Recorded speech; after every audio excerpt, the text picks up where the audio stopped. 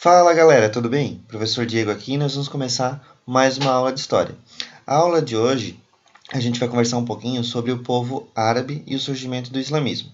É importante a gente já pensar o porquê que a gente vai estar estudando isso, né? Levando em consideração que às vezes a gente não tem a noção de que a cultura árabe influenciou muito a nossa cultura, tá? Mas o primeiro ponto que a gente tem que pensar os árabes eles vão em determinado momento da sua história ocupar a Península Ibérica, que é onde fica Portugal. Por sua vez, vão influenciar a cultura portuguesa e levando em consideração que nós somos colonizados pelos portugueses, a gente também vai ser influenciado pela cultura árabe, visto que a cultura portuguesa foi influenciada pela cultura árabe.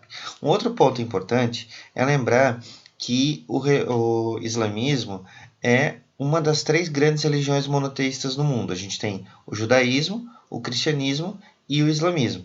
E o islamismo concentra boa parte dos seguidores monoteístas do mundo.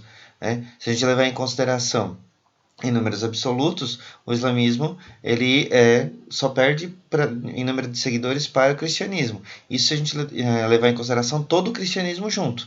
Agora, se a gente levar em consideração somente as igrejas, o islamismo ele acaba tendo um número maior de seguidores. Então é importante a gente pensar nessa religião monoteísta que tanto influencia na cultura do mundo e também na política. A gente sabe que existem vários confrontos, várias situações que estão relacionadas, estão ligadas a questões religiosas. Por isso que a gente vai conversar um pouquinho sobre o povo árabe e sobre o islamismo.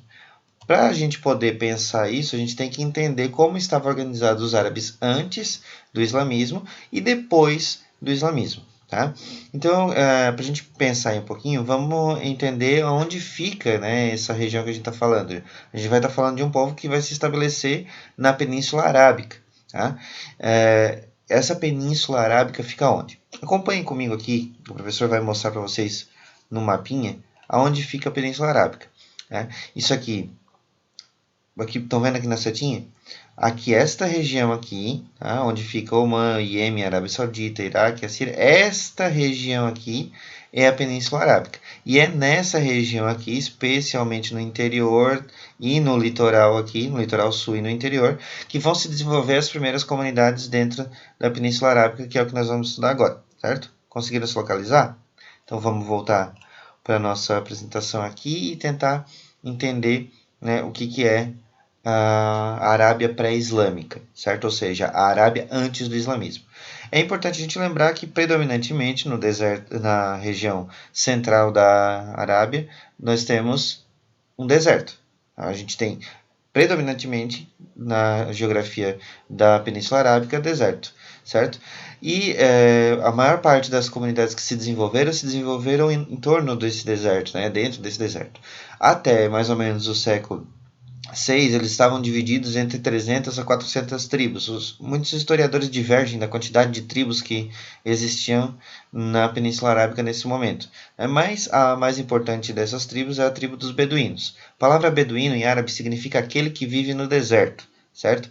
E essas tribos eram tribos nômades que viviam de comércio das mercadorias que ficavam no litoral. Eles transportavam a mercadoria do litoral de um lado para o outro. Eles atravessavam o deserto com mercadorias e também viviam de saques, criavam alguns animais como camelos que sobreviviam no deserto, nas temperaturas do deserto e também conseguiam ficar bastante tempo sem precisar ingerir água, e essas tribos, que são as tribos dos beduínos, eram tribos politeístas, eram tribos que acreditavam em vários deuses, assim como os árabes do litoral também. De maneira geral, antes do surgimento do islamismo, os árabes eram politeístas, tá? Ou seja, eles acreditavam em vários deuses e eles também eram fetichistas. O que é isso? Eles atribuíam a objetos valor sagrado, valor espiritual.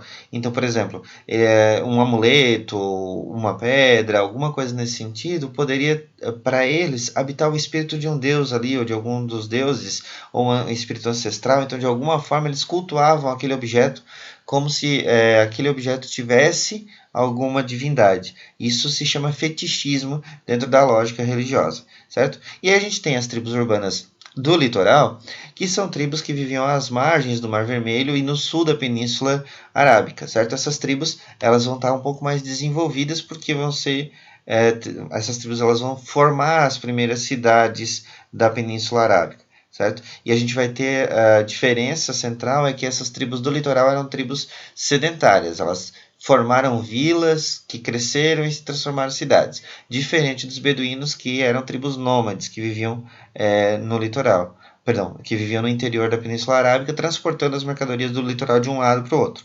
Tá? Esses beduínos lá do deserto, eles se alimentavam basicamente de raízes, frutas secas, encontradas próximas aos oásis no meio do deserto, de leite de camela também, tá?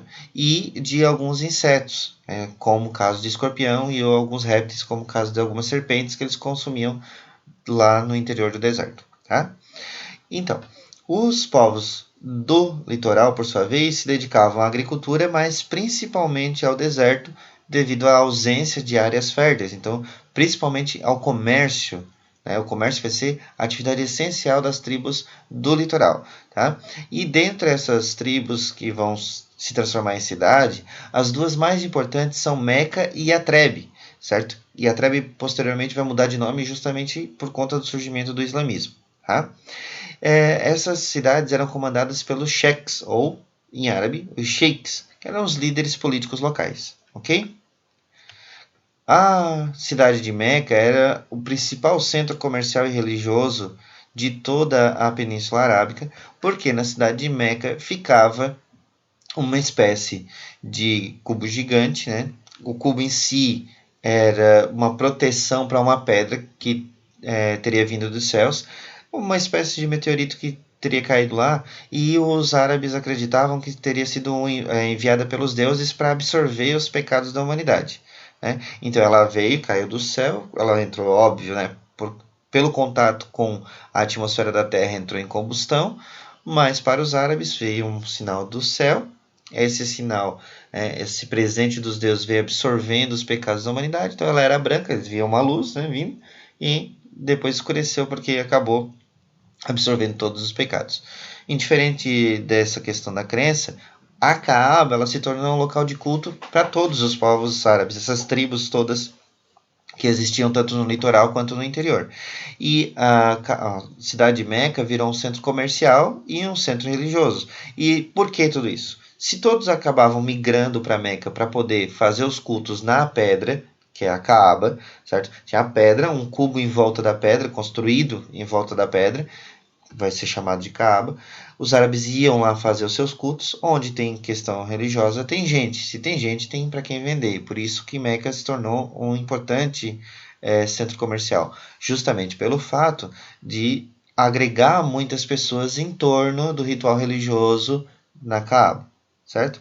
A Kaaba era administrada por uma tribo específica, que era a tribo dos Coraixitas, que é a tribo dos Coraixitas era responsável por administrar a Kaaba e todos os rituais religiosos em torno dela, certo?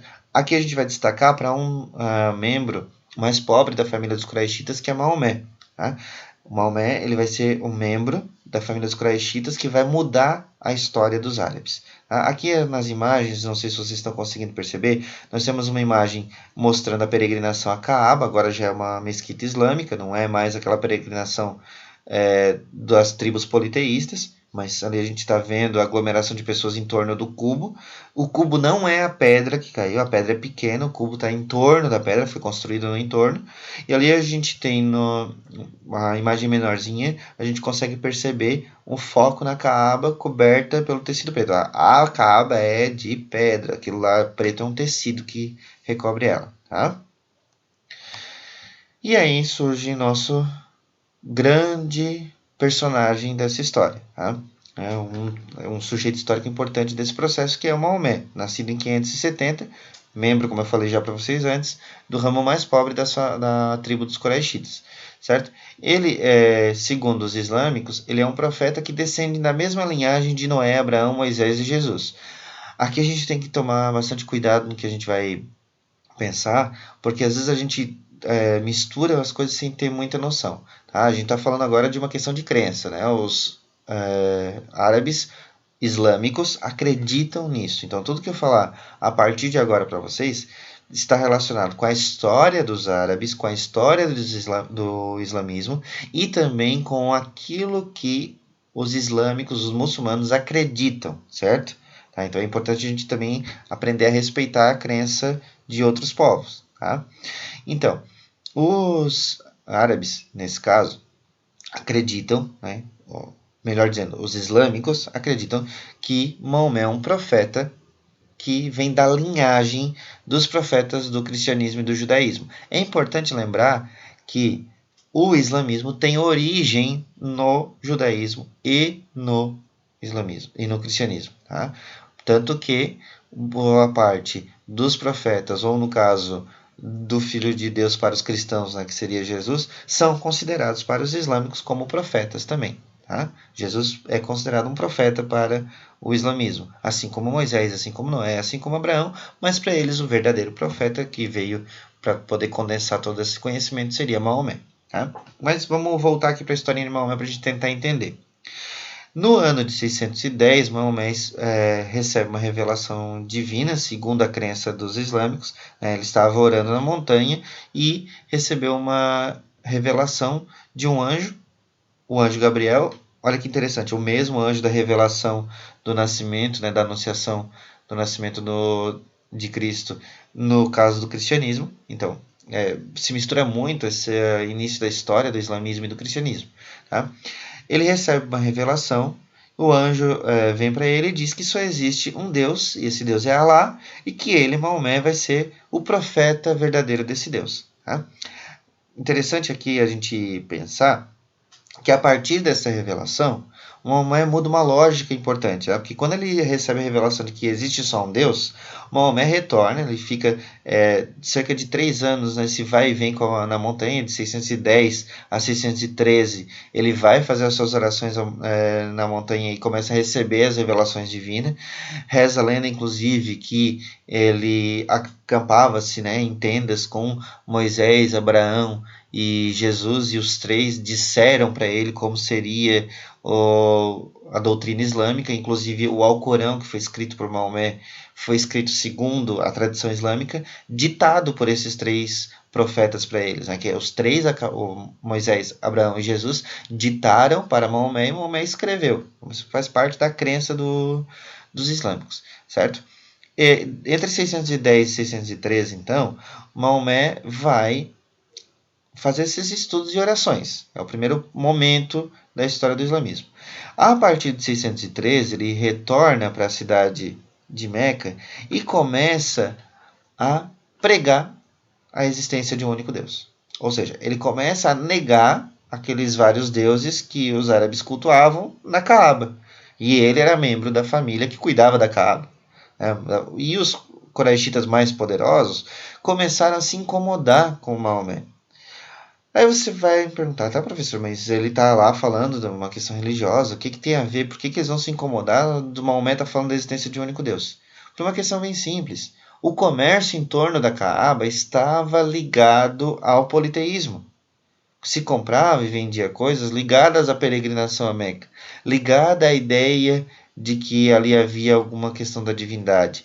Né? Os amuletos, as coisas que eram vendidas no entorno da Kaaba, tudo tinha a ver com a religião politeísta dos árabes. Nesse caso, qualquer mudança, isso para os quraishitas, qualquer mudança nessa lógica poderia acabar enfraquecendo esse comércio. Tá? Então, por isso que os quraishitas começaram a perseguir o Maomé e todo mundo que estava seguindo Maomé. Então, começa uma repressão inicialmente violenta contra os seguidores do Maomé.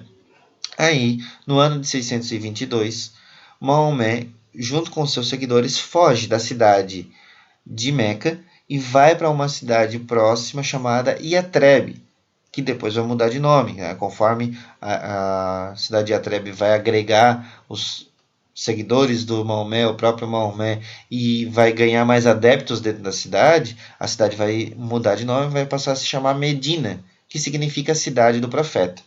Por isso, inclusive, o grande marco do início do islamismo seria a fuga de Maomé de Meca para Medina, ou inicialmente o nome Iatreb. Por que isso? Porque A partir desse momento, Maomé ganha seguidores em uma outra cidade e começa a estruturar a religião islâmica. Tá?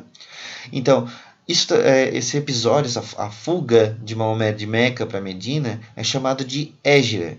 E a Hégira marca o início do calendário islâmico. O ano 1 do calendário islâmico. Quando começa o calendário para o islamismo, os anos começam a ser contados a partir da Hégira. O calendário dos islâmicos é bem diferente do nosso. Ele é um calendário lunar, regulado pelo ciclo da Lua, e o início do calendário é o ano da fuga de Maomé de Meca para Medina, certo? Beleza? A população de Medina, então, ela é convertida ao islamismo e começa, então, o primeiro processo de expansão do islamismo. Esse processo a gente chama de jihad, certo? O que é a jihad? A tradução é uma tradução livre do árabe, esforço em favor de Deus. Basicamente isso. Ou seja, um esforço coletivo para tentar difundir o islamismo, para tentar espalhar o islamismo, certo? Para tentar, então, converter todos os povos ao islamismo, para que todos professassem a fé em Alá, que seria, então, segundo os islâmicos, o único Deus. Ok? Para a gente organizar melhor, então, isso na nossa cabeça, para ficar assim mais claro, o professor organizou esse esquema para vocês, tá? Para a gente pensar de Maomé até a fundação do Islã, certo? Então, lembrando que em 613 ele começa publicamente a falar da ideia de que Allah é o único Deus, a partir da anunciação do anjo Gabriel. Então, ele passou a pregar a partir de 613. As pregações incomodaram a tribo dos Coraixitas, que estavam tentando, impedir que eles perdessem esse poder político e os lucros que eles tinham com as peregrinações religiosas. Isso provocou a fuga de Maomé para Medina, certo? Esse episódio é chamado de Hégira, e aí Maomé vai para Medina, e em Medina ele consegue organizar um grupo de apoio, e ele vai retornar para Meca, e aí em Meca ele consegue se reconciliar com os Coraixitas, tá? Vamos retomar então a partir daqui.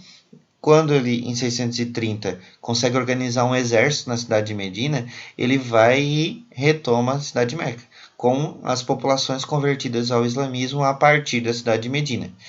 Ele, ao chegar em Meca, com esse exército, ele impõe o islamismo à cidade de Meca, certo? A família Coraichita, a tribo, melhor dizendo, dos Coraichitas, se reconcilia com ele, porque ele, em primeiro momento, chega, ocupa o território, destrói as divindades da Kaaba e depois dá anistia aos opositores, ou seja, uma espécie de perdão político àqueles que haviam perseguido ele, certo? E os Quraishitas acabam adotando também a religião islâmica, ok? A partir deste momento, a partir do momento da tomada da cidade de Atreb, que passou a ser chamada de Medina, e a cidade de Meca, que são as duas maiores cidades da Arábia nesse momento, a Península Arábica, a península inteira passa a ser convertida ao islamismo a partir dessas duas cidades. Depois dessas duas cidades, a península inteira é convertida ao islamismo. Em 632, 2 anos após a conversão de toda a Península Arábica, o Maomé morre. E aí começam os processos de sucessão de Maomé. A partir do momento em que o Maomé morre, os califas assumem o poder no islamismo. Califa, a palavra califa significa sucessor, então é aquele que sucedeu Maomé. O Abu Bakr, o sogro do Maomé, vai ser o primeiro califa. E a partir do trabalho dele, não só dele, do genro, também vai ser um dos califas. Mas a partir desse trabalho de expansão do território, vai começar um crescimento populacional. E esse crescimento populacional vai motivar a busca ainda mais por terras. Por quê? A gente vai ter a ideia de converter todos os povos ao islamismo e a necessidade de mais terras para abarcar esse crescimento populacional. Então, em função disso, a gente tem a busca por novas terras. Os esses islâmicos começam a buscar por novas terras. Então a gente tem uma motivação aí econômica, da necessidade de agrupar todas essas pessoas que estão a mais, né, esse crescimento populacional, e a gente tem a justificativa ideológica, que é a jihad, o esforço em favor de Deus, a ideia de converter todos os povos ao islamismo. E a partir desse momento da ocupação territorial promovida pelos califas, nós vamos ter várias conquistas, como o norte da África, a Península Ibérica, que é onde fica Portugal e Espanha. Falei bem no início do vídeo isso para vocês, né, que Portugal foi ocupado pelos árabes e a cultura árabe influenciou diretamente a cultura portuguesa. Né?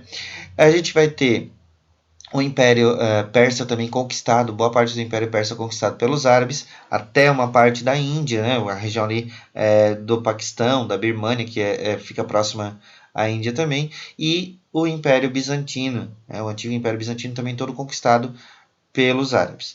O território dos árabes no século XIII já era comparável ao antigo território do Império Romano, um dos maiores impérios que a humanidade conheceu. Tá? Então, para a gente pensar essa expansão islâmica, a gente tem um mapinha aqui para a gente dar uma olhada de como se deu esse processo de expansão. Tá? Aqui, essa primeira parte que a gente tem aqui, que é a Península Arábica, foi a que foi ocupada por Maomé, certo? Em amarelo, nós temos a expansão territorial, que foi feita com os primeiros 4 califas, que eram parentes de Maomé, certo? Depois a gente tem os califas das dinastias Omíada e das dinastias Abássida. A dinastia Omíada foi a que provocou a maior expansão do território. Então a gente vai ter aqui o norte da África, sob o domínio da dinastia Omíada, e aqui a Península Ibérica, que é onde fica Portugal e Espanha. A região do Paquistão, da Índia e da Birmânia também foram ocupadas por esse território, certo? No califado dos Abássidas houve uma perda desse território e começam os primeiros confrontos com os turcos. Tá?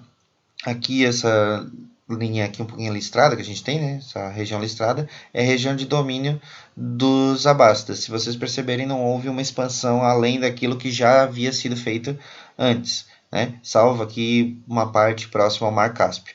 E aqui em verde a gente tem o território do Império Bizantino. Se vocês observarem, o Império Árabe ele se tornou muito maior que o próprio Império Bizantino. Essa dinastia do Califado dos Abássidas vai terminar em 1258, quando acontece a invasão do território pelos turcos, certo? Essa disputa pela sucessão do trono, vamos botar entre aspas, ou da liderança do profeta Maomé entre os islâmicos, provocou uma separação dos islâmicos em 2 grupos distintos, o grupo dos sunitas e o grupo dos xiitas, certo?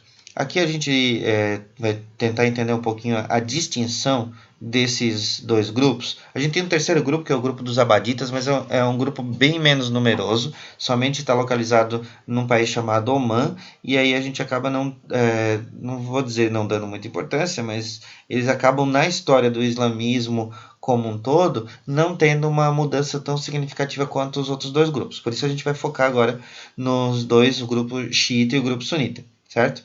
Para isso a gente precisa pensar um pouquinho sobre a questão dos livros sagrados, para entender essa distinção dos xiitas e dos sunitas. Tá? O livro sagrado dos islâmicos é o Alcorão, também conhecido como Corão.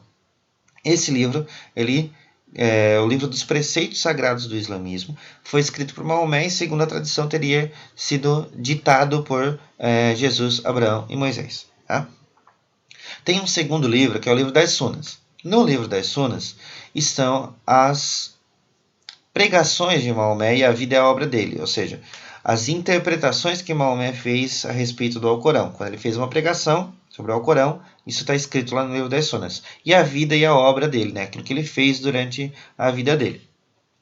Isso é que gerou essa divisão dos islâmicos. Além das disputas pela sucessão de Maomé, depois do 4º califa, que era genro e também primo do Maomé, o Ali Abu Talib, a gente vai ter uma distinção, 2 grupos, tá? Que vão tentar assumir o poder. Na Síria, a gente tem um grupo que vai seguir os escritos do Alcorão e os escritos das Sunas.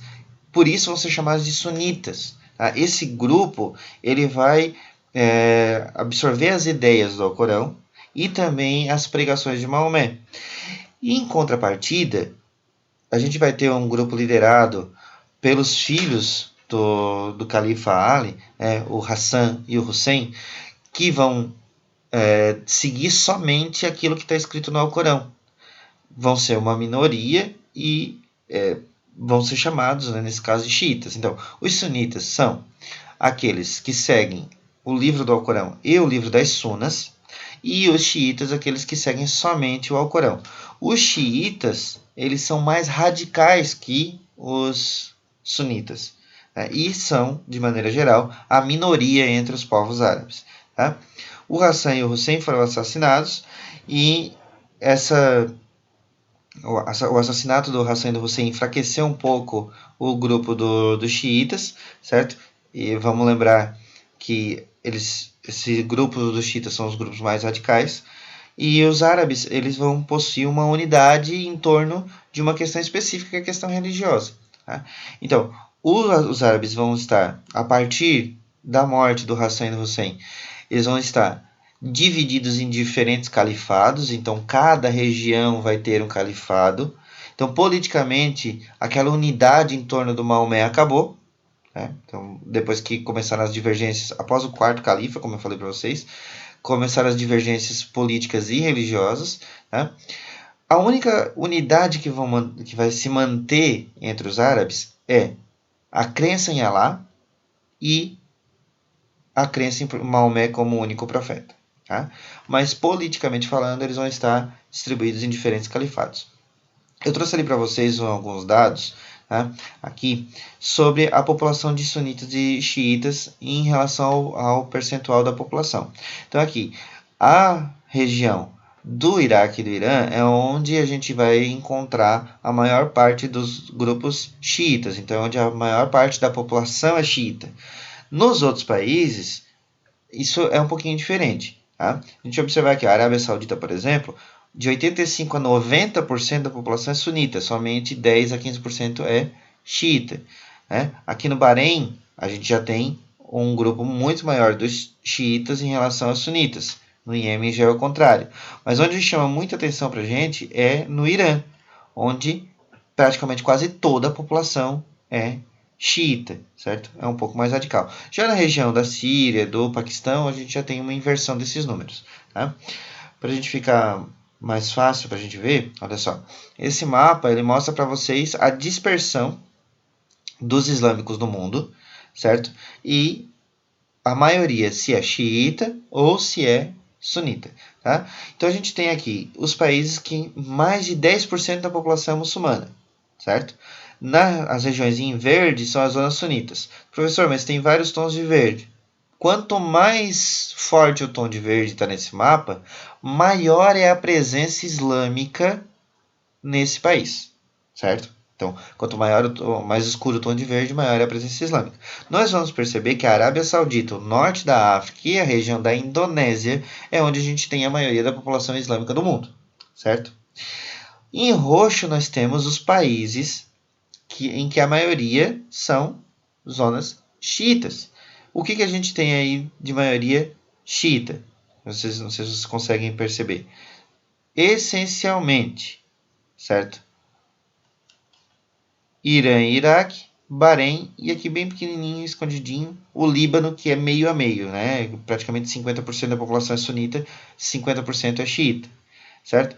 No restante da situação, se vocês observarem, a maioria esmagadora dos países árabes são sunitas, ou seja, não são os radicais islâmicos. Lembra aquela história de terrorismo, disso, daquilo, daquele outro? Então, a grande maioria desses países, que são de maioria sunita, não tem tanta evidência do terrorismo. Onde a gente tem a maior evidência? No grupo de maioria xiita, certo? A gente tem um outro país também, que a gente poderia citar, que é o Afeganistão. Ele não está aí figurando porque é um país menor em relação aos outros, mas e a gente não consegue identificar no mapa, né? Mas é importante a gente pensar no Afeganistão também como um reduto dos xiitas. E se a gente observar nessa trajetória do mundo recente, né, os ataques terroristas, na sua grande maioria, partem justamente desses países com maioria xiita. Tá? Então a gente não está aqui julgando o grupo A ou o grupo B, a gente está só apenas constatando um fato, e a radicalidade do processo islâmico está muito mais ligada aos grupos xiitas do que aos grupos sunitas, ok? Então, pensando na doutrina islâmica, ok, vamos lá. Quais são os 5 pilares do islamismo? Tá? O que os islâmicos têm que professar na sua fé? Isso é indiferente se é xiita ou se é sunita, isso faz parte da doutrina islâmica de uma maneira geral, certo? Um dos primeiros pilares, um dos primeiros deveres dos islâmicos ou dos muçulmanos é a peregrinação, ou seja, pelo menos uma vez na vida, se for possível para ele fazer, ir até Meca fazer as orações em torno da Kaaba. Tá? Olha só que interessante, a Kaaba, que antes era um local de culto politeísta, se transformou num local de culto monoteísta a Alá, a crença ao único Deus, e aí todo aquele culto das tribos nômades se transformaram em um culto ao único Deus, tá? Em torno da Kaaba. Um dos outros pilares importantíssimos é o jejum. No mês do Ramadã, né, nós temos um período em que os islâmicos têm que fazer jejum, jejuar, não consumir bebida, não consumir alimento, nada, durante o dia até o pôr do sol. Lembrando que o calendário é lunar, então o dia é contado do pôr do sol de um dia até o pôr do sol do outro, certo? Outro pilar importantíssimo, isso chama bastante atenção, é a caridade. É um dos pilares centrais do islamismo, ou seja, base da religião islâmica, praticar a caridade, ou através de dinheiro, ou através de doação, ajudar os mais necessitados. O árabe islâmico, o islâmico, aliás, que tem perdão, o islâmico ele tem a obrigação religiosa de ajudar os mais necessitados. A prática da caridade é um dos elementos necessários à salvação, segundo os islâmicos.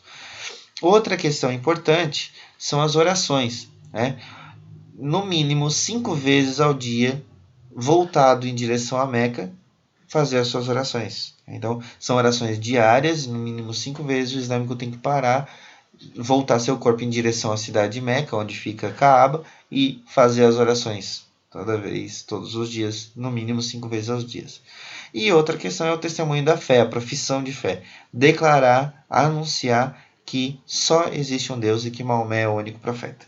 Isso é levado muito a sério pelos xiitas, e inclusive por isso que existem muitos atentados em nome da fé islâmica. Essa ideia de testemunhar que só existe um Deus, só existe um profeta, que seria Maomé. Isso dentro da lógica islâmica, claro. O que os árabes deixaram para a gente? Se a gente levar em consideração que eles formaram um império significativo, o que eles deixaram para a gente? Vamos lá. Legado cultural dos árabes. Eles assimilaram os valores de outros povos, entre eles os hindus, os persas, os chineses, os bizantinos, que foi onde eles tiveram contato, onde eles estabeleceram seus califados. Traduziram, isso é importantíssimo, traduziram e conservaram as obras da Antiguidade Clássica. Boa parte das obras gregas nós só temos conhecimento hoje porque os árabes preservaram tudo isso e traduziram para outras línguas também, e da língua árabe que foi traduzida para nós. Tá? Justamente por conta da tentativa dos árabes, de explicar o mundo através do conhecimento científico. O conhecimento científico era importante para os árabes também, não só o religioso, tá, gente? Tanto que a gente vai ter referências em várias áreas das ciências dentro da cultura árabe. Nós temos a Avicena, por exemplo, na medicina, que é até hoje uma referência mundial, com um compêndio que ele criou no século XVII sobre o corpo humano, a forma como o corpo humano a anatomia de maneira geral, do corpo humano, como ele funciona.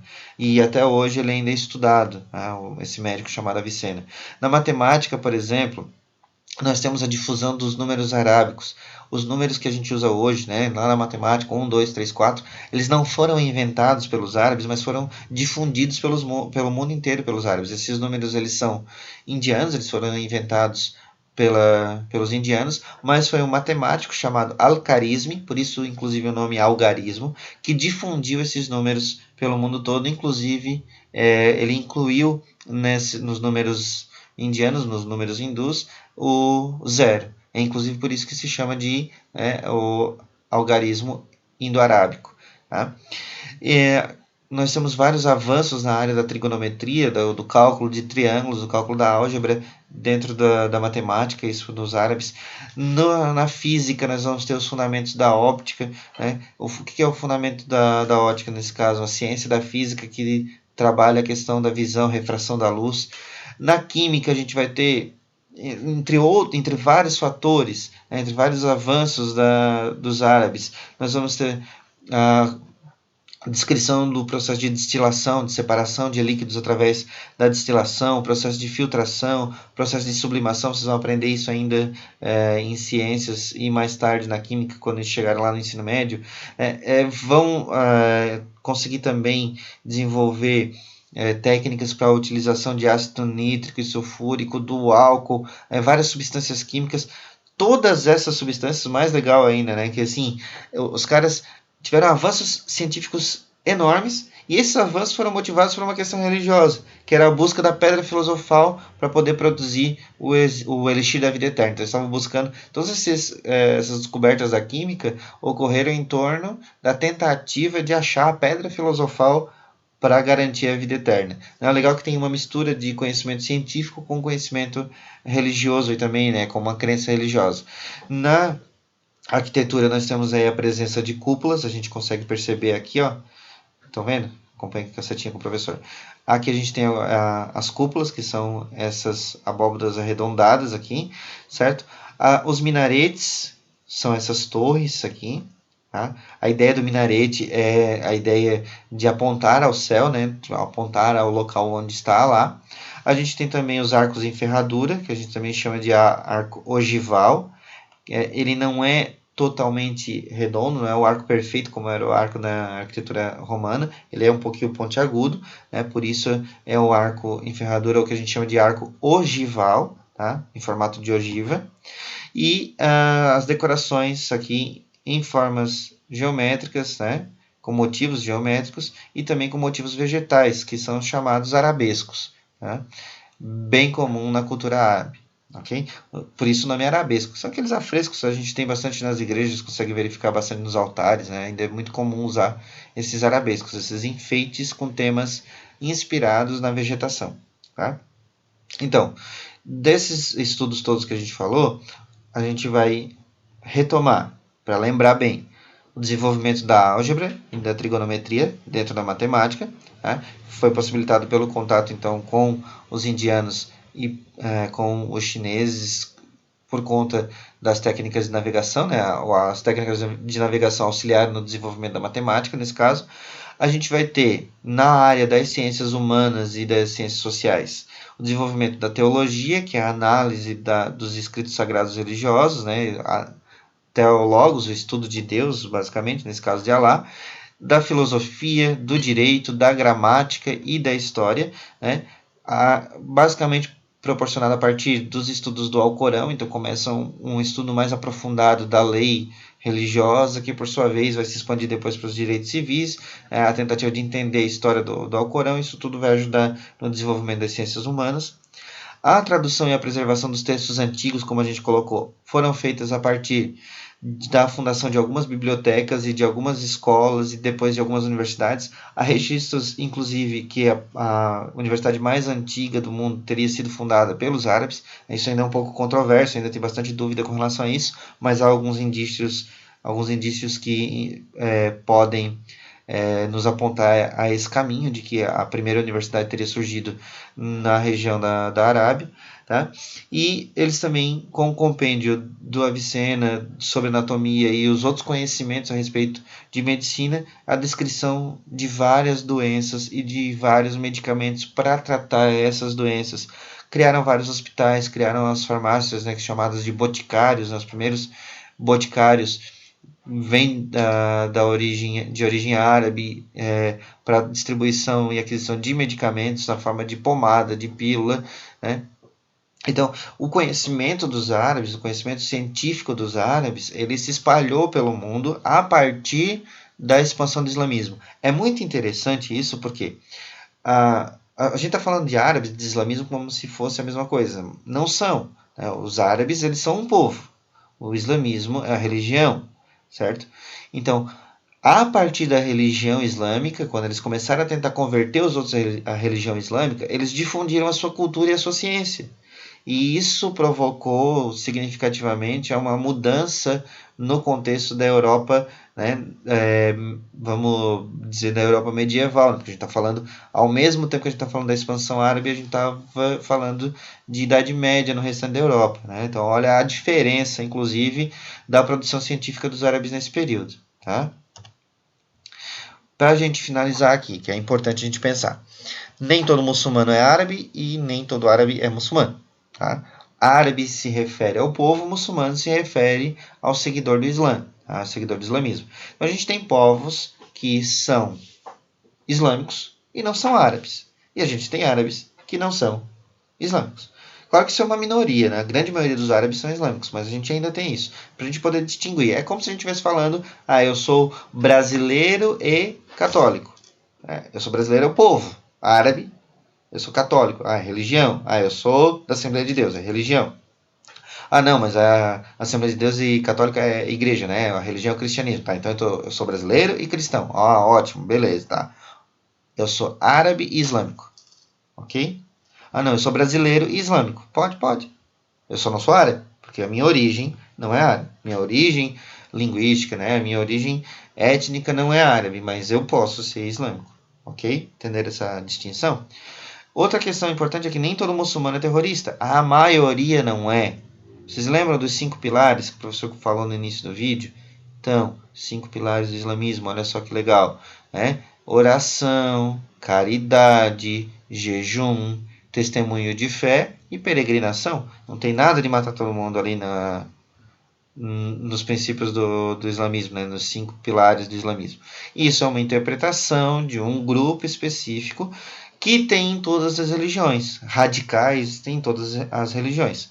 Acontece que o radicalismo islâmico ele é mais recente que os outros. Se a gente levar em consideração as outras religiões monoteístas, né, o judaísmo e o cristianismo, elas são muito mais antigas. O judaísmo é a primeira religião monoteísta, a segunda é o cristianismo, né, e depois a terceira religião monoteísta é o islamismo. O islamismo está começando agora em relação aos outros. Houveram muitas mortes provocadas pelos outros grupos religiosos também, tá? Especialmente o cristianismo.